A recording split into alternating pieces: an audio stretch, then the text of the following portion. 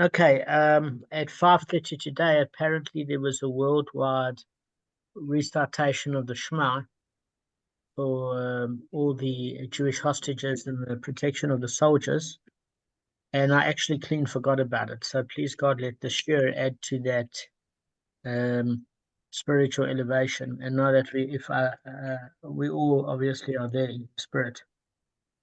So guys, I want to share a Mishnah, and I want Arthur to read it.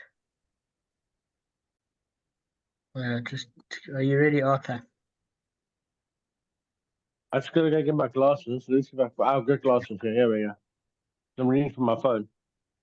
I'm gonna see my lenses quickly. Give me a second. Okay. You can put it up in the meantime.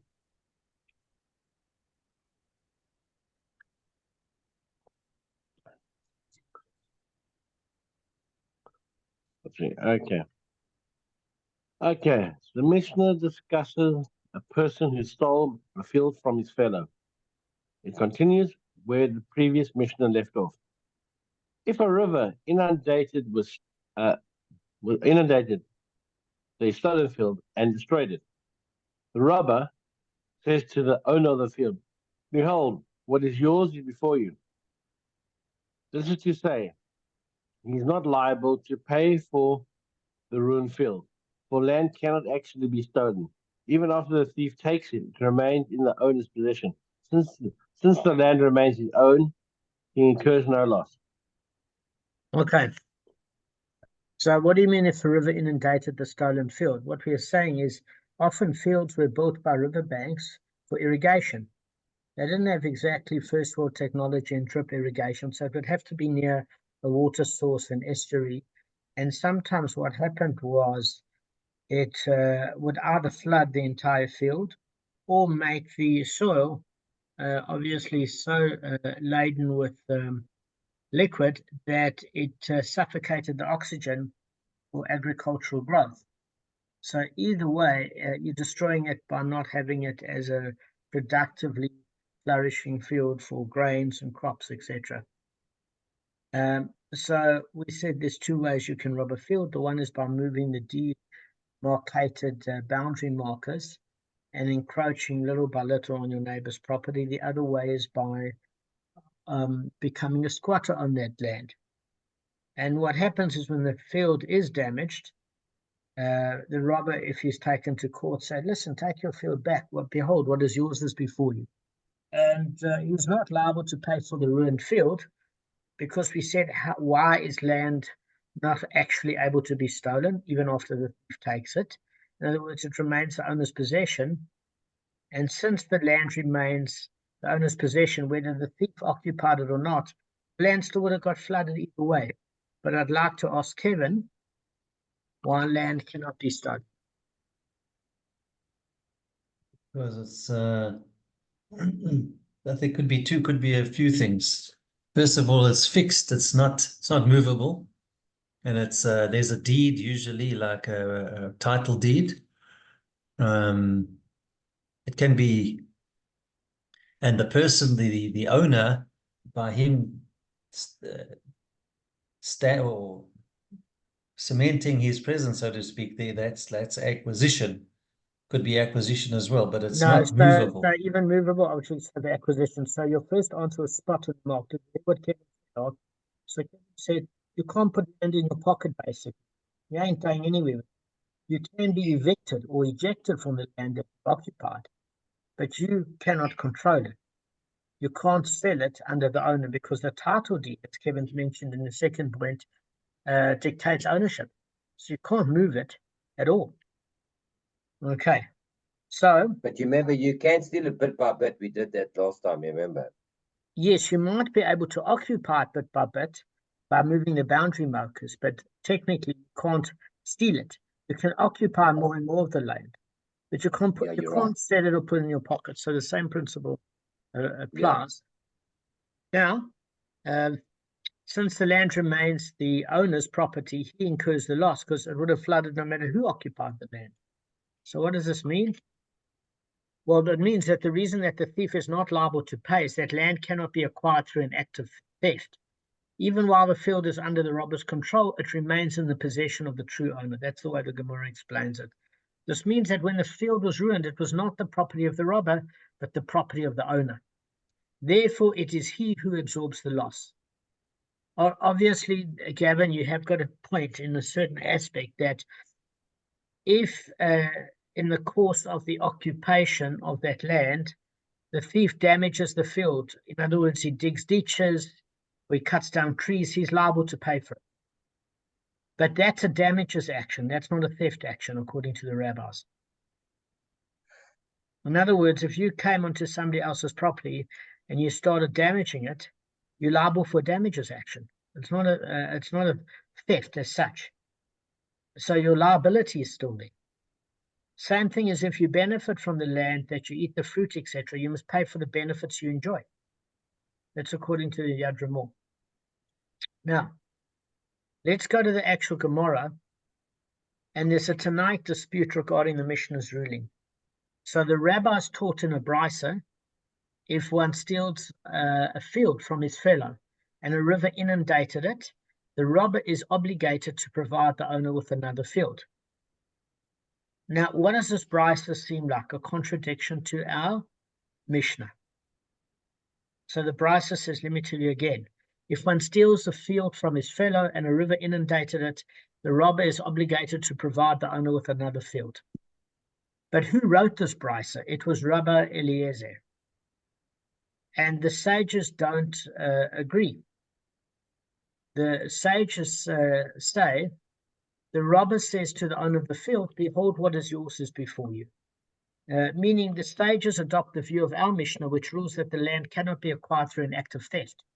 And Rav Eliezer disputes our Mishnah. He holds that land can be acquired in this manner. So that's to say, when an intruder moves the boundary mark of a field or forces an owner off his field, his action actually brings the field into his possession. And because he acquires the field, he is subject to the biblical obligation to return stolen objects.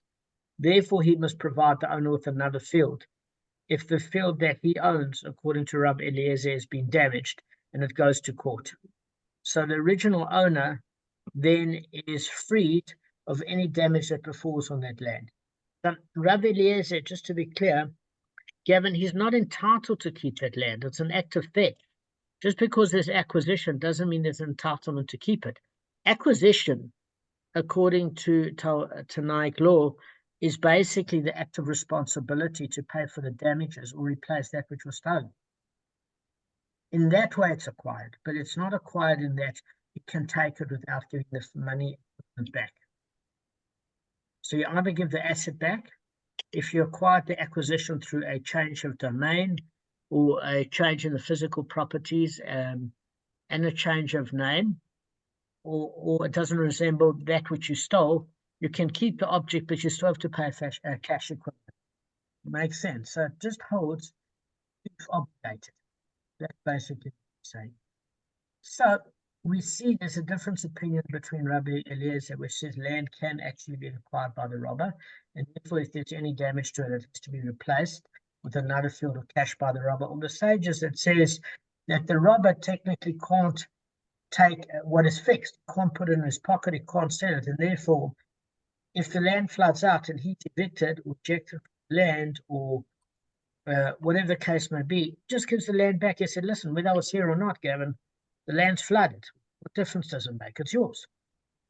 So that's about accountability. So, Kevin, the reason for the dispute, we want to know in what points they disagree. How did they get to this method of exposition? So, Kevin did mention this before. He actually knew he did his homework, which was quite impressive. He does more homework than most of the other guys. Remember everything. But Damon, sorry, just to interrupt you. Sure. The field was flooded.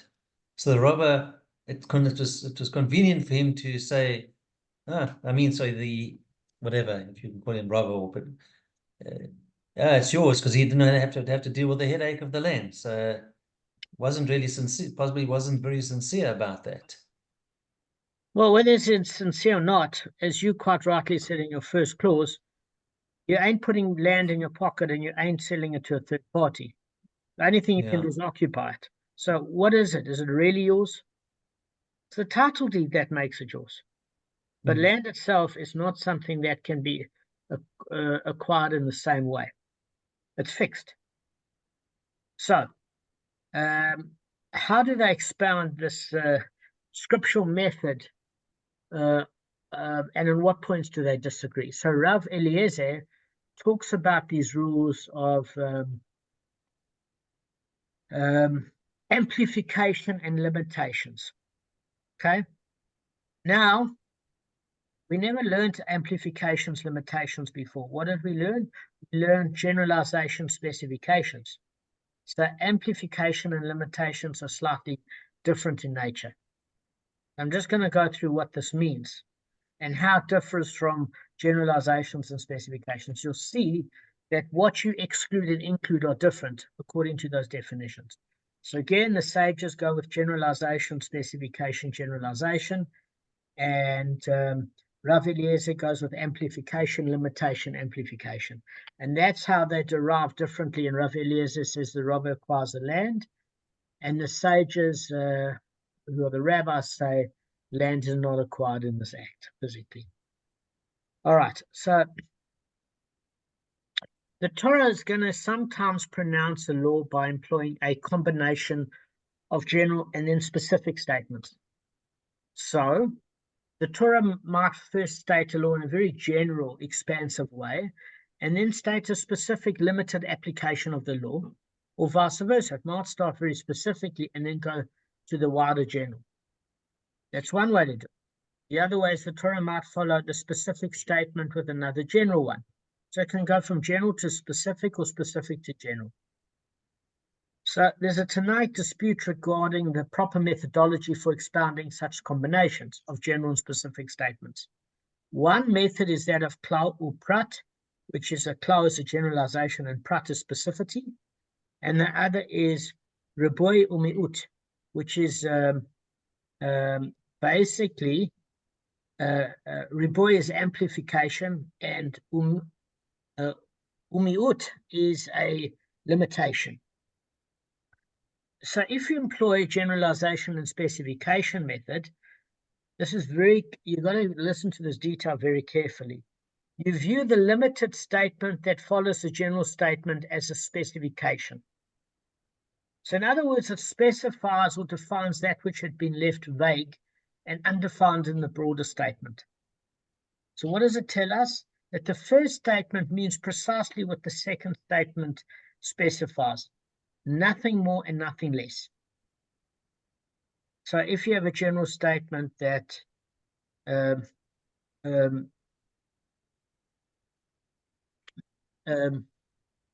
all South African citizens have to pay tax. Okay. And then your second statement is providing you're earning a salary and employed. It means if you're not earning a salary, you don't pay on what you earn. So you've now honed it into a specific application. Okay. So then when you take a different methodology and you look at amplification and limitation, the approach maintains that the restrictive statement, which is the limitation, mi'ut, does not define the general statement, the riboy. Okay. It merely limits it to some degree. Okay, so to explain, the general statement amplifies the relevant law to include all cases, and the limited statement does not tell us precisely what the first statement means. Rather, it tells us that the first statement is not all-inclusive, but is limited to applications similar to that contained in the second circumscribed statement. Does that make sense? In other words, it's slightly limiting, but not limiting to the same degree. Does that make sense, Kevin? So already you can see Rav Eliezer is saying that land is included in the prohibition because it's specific, but not as specific as the sages say, which land isn't included. So you can already say that Rabbi Eliezer is including more general stuff that's stolen in that category, because he's using the amplification, limitation, and amplification, whereas the generalization specification can be far more limiting. So, in essence, this dispute whether the specified statement is a specification or a limitation has further ramifications in a case where the Torah concludes with yet another general statement. So far, all we've learned is about general to specific and amplification to limitation. That's all we've learned. And again, general to specific, only the specific is honed in on, and amplification to limitation is the general statement is curtailed to some degree, but not all totally. Certainly more narrow. So, the new generalization, if you're adding it at the end of the specificity or you're adding it at the end of the limitation, it should call either generalization or amplification. In other words, you've gone from general to specific to general. What did you need the original general statement for? Because if it's going to use it to expand to everything, well, you just had to have the general. You didn't even have to have the specific. Or if you're going to have an amplification, you don't need the limitation. Just go with one amplification or one generalization. Why would you have a generalization? And this is what I wanted to explain to you. So this new generalization at the end obviously expands the scope of the law. However, this is the key point, Arthur. It brings it only one level beyond where the specification left it. It doesn't bring it to general to include everything. It's one notch loosened to the specification. So accordingly, if the specification tells us that the law applies only in that specific place, you've got klal or prat or klal, then the subsequent generalization can expand the law only so far to include things similar to the specification. So it's not as specific as the specification, but those that are in a similar category. It cannot bring the law to an even further level of total inclusion. That's the point. If, however, the function of the specific statement is not to define the general one, say in the case of the amplification, and then you've gone to a limitation. So that's why the methodology is slightly different. But you're simply limiting the application similar to those specified in Ribui or Miut method, then it follows that that can't also be the function of the subsequent generalization. So perforce, the final generalization takes the law to yet another level, that of total inclusion. So what happens is the closing generalization amplifies the scope of the law to encompass even things dissimilar to the specification. So if you say it does that with these amplification, limitation, amplification, and it's now going in certain respects dissimilar to the limitation, what's the point? What's the purpose of the specification? Because it excludes one thing only, guys, and that item is deemed by the sages to be the most dissimilar factor to the specification.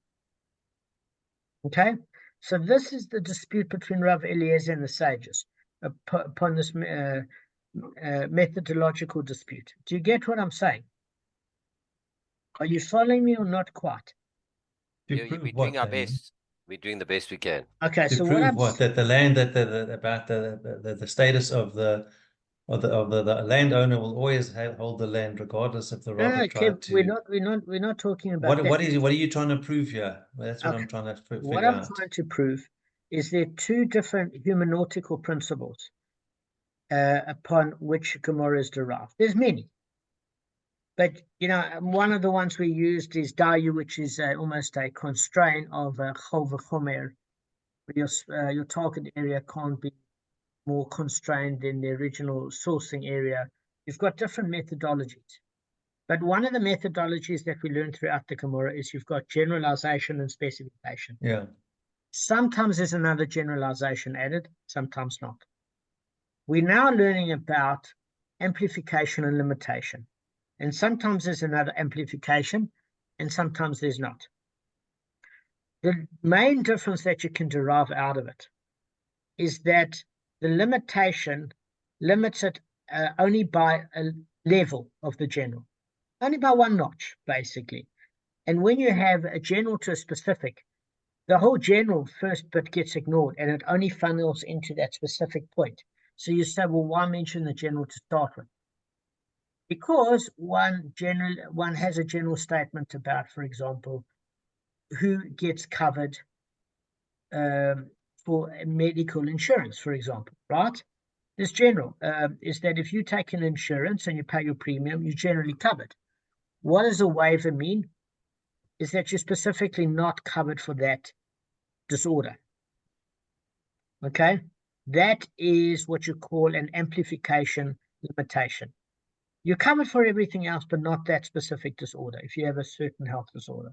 A generalization specification means that in general, people are covered if they pay the premium, but if they have a specific disorder that worsens their overall health condition, it goes from the general to specific, that all of the general coverage doesn't apply to them because their one condition exacerbates the illness at which all cover is going to be affected, and therefore it's going to be much more difficult to pay out because whatever disorder they have, a waiver simply isn't enough because it's going to affect their whole physiology. So again, an amplification to limitation dials it down a notch. As generalization to specification funnels it into the specific only. And therefore, what's the implication? Is that when you add a generalization at the end of a specification, your sort of view is that it really is quite specific, but that you are including other specificities within the same category. In other words, it's not just one item. It's items with similar categories that would still hold by the specifications, but just broaden it by more examples within that category. So, for example, Gavin, you say that there's a 4- or 5-fold payment for a sheep, and then you've got with an ox as well. And then, so sheep and ox is the 4- or 5-fold, and then you've got, and he shall pay double, which includes that there's a double payment for theft, but not robbery. Do you get what I'm saying? So, in other words, you go up a notch, with a limitation, but with a specification. If you go back to generalization, it's still within the similar specification categories. It's just more than one example. However, if you've got an amplification limitation application, you can actually include almost anything. So what's the point of that? It's because it disassociates that which is most dissimilar to the specification or the limitation. You get it? So what's the bottom line that we can derive out of this, Arthur?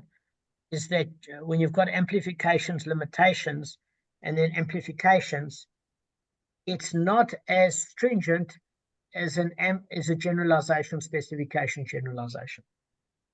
It's a bit more loose. I can't say it any other way. So why? I wonder why they did that. Why didn't they just call it general, less specific, and generalization, as opposed to having to come up with a whole new language like amplification, specification, amplification? Just call it generalization, mildly specific generalization. That would have made more sense to me. No, I'll tell you what. There's a specific reason. It's an excellent question. Because what does an amplifier do? It makes the sound heard throughout. It bounces it in a bigger way. If I say there's a general principle and now it's going honing specific, okay, then you've gone from having it sound where you can hear it close, but now you've got headset that you can only hear it in your ears and nobody else at the concert, right? Like you're wearing a headset now, Gav. So that's gone from general to specific. Generally, everybody can hear it at the bar, the bass player playing and the instruments, and that's fine. The minute you put in a headset and it's not a live, okay, so let's take it. There's no live band, right? There's music playing in the background on an MP throughout the whole bar, and you're at the Chuck's Bar and Grill. Everybody can hear it, right? That's general. Everybody in general can hear it. Now, it's specific if they put it and they Wi-Fi it or Bluetooth it directly to your headset. You're the only one in the bar that can hear it. That's specific, right? So if you have a look at the amplification limitation, the amplification means it amplifies it where everybody, not just the bar, but the whole street can hear the music. It's like way too loud. It's like an amplifier. Everybody can hear it. And then when it is there's a limitation, only people at the bar can hear it.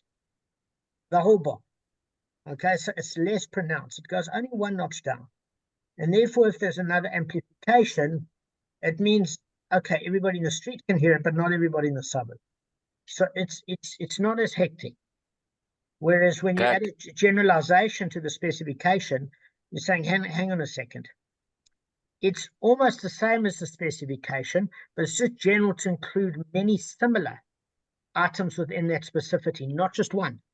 Whereas a limitation amplification says, well, it's now including everything. So why did you need the specification? Because it's saying that you needed it to know that something that is so dissimilar is not included in the generalization or the amplification. But if it wasn't for that limitation, you would think everything's included. But something that's so dissimilar is not included because that limitation somehow dilutes the amplification of the second amplification. It's one notch down. Okay, so when we go through the case, it's going to make sense. Yeah, I'm keen to see how they. No, there was a very good example you gave. I want to see how they used it in those days. To see. I must tell you, it's not so easy to give this over. You must try this. No, it's. I can see this is trickier. All right. But believe me, if we're struggling to understand it, and you explaining it clearly, imagine the hard it must be you trying to learn and teach yourself. I mean, you're amazing. Learning it yourself, it's not so easy because you're saying what they say. You try not to talk in general terms about these things. Exactly. Stop being so specific, Kevin. Okay. So, all right. So let me just give you an idea. And so, in what points do they disagree? Well, we know that Eliezer is saying that a thief generally acquires land, and the sages say there's no acquisition because you can't put it in your pocket, and you can only occupy it. So how does Rav Eliezer say that Scripture says that there is an acquisition of land? Because he uses a broader method. He's using an amplification limitation, and basically the sages are using a generalization specification. So listen, we've got 10 minutes left. I would like to do this Gemara thing, not now, but I'd like Kevin to give us an idea and we can end tonight. I think that makes sense. Just mull over what I said. Okay, just one thing here. In the Parsha, thank you, Schottenstein, for giving that across. Anyway, I heard an idea. I go to this Yemenite shul just down the road here. Very nice chaps. And the one guy, thank goodness, one guy spent time in America, so he speaks English. Otherwise, it's difficult to converse. And he gives a shir, and thank goodness, he explained it to me in English. And he said, Betzalel was given like Ruach HaKodesh to build all the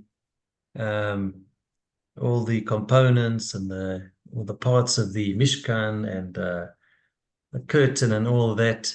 And I think also some of the Kelim as well that were used. And Moshe was very open when he did his avoda, and he didn't keep things private because he had a one-on-one with Hashem. He had like a a very close relationship. No one else had that relationship. So he did whatever he wanted. He even did it in open, so everyone could see his avoda and things that he did. And Betzalel wasn't like that. And Moshe approached Betzalel and he said, why aren't you more open about things and like me? So Betzalel said to him, firstly, we're not in your league. And if we try, and he's talking generally about most people here,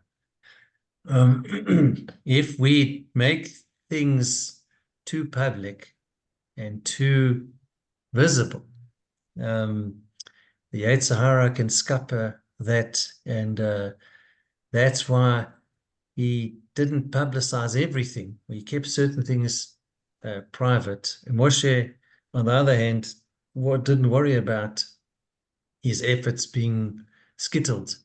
So but as I say, most people in the world are like that. They're not in the level of Moshe, and so they a bit circumspect about things, and not putting everything on the table, so to speak, in case things get derailed. So one thing I do want to add to what you're saying, Kevin, is that fortunately the reason is a lot more sinister.